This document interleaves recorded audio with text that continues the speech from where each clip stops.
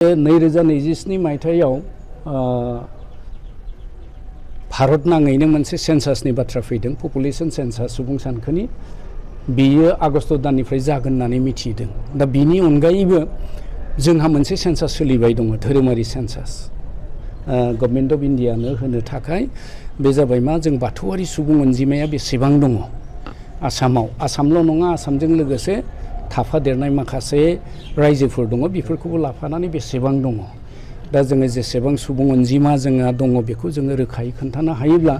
हयथ' भारत सरकारा जोंनो जिहेतु खोथा होदों खोथा होनाय लेखा बिथांमोना डिपार्टमेन्टेलि लाइजामबो हरबाय सुबुं अनजिमाया जोंहा जों दिन्थिनानै रोखा खालामना होनो हायोबा जोंनो माने बाथौ बे धोरोमनि कलियुम जि बे कलियुमा जोंहा माने जाफुंहैगोन बेखौ जोङो मिजिं खालामदों। उदालगुरि जिल्लायावथ' जोंहा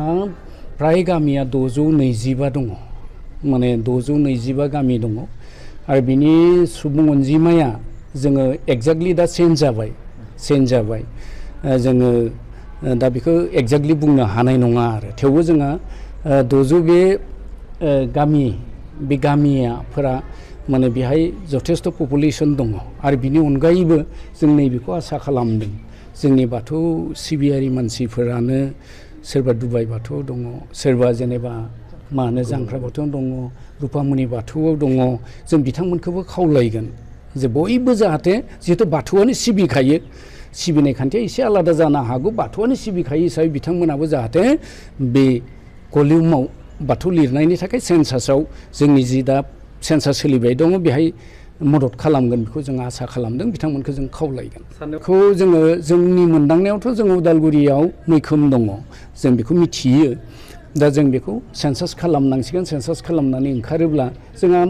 गेजेर नांनानै बारबाय जुलाइनि गेजेराव जोङो जुलाइनि सिगांनो जुननि गेजेराव जों फोजोबनायनि बाथ्रा सानदों बेखौ माने जोबहैयोब्ला जोंहा डिटेल्सआ जोंहा फैगोन आरो जों उदालगुरि जिल्लायाव थानाय गासै जोंनि बाथौ सिबियारि बियो बोलि बाथौआनो जाथों जोंनि बाथौआनो जाथों गुबुन गुबुन बाथौ थानायानो जाथों बिथांमोना जाहाथे बयबो बाथौ सिबियो जिहेथु माने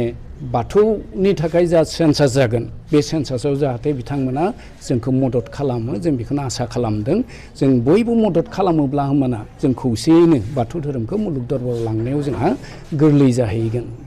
बेखिनियानो खुलुमबाय गोजोन्थों।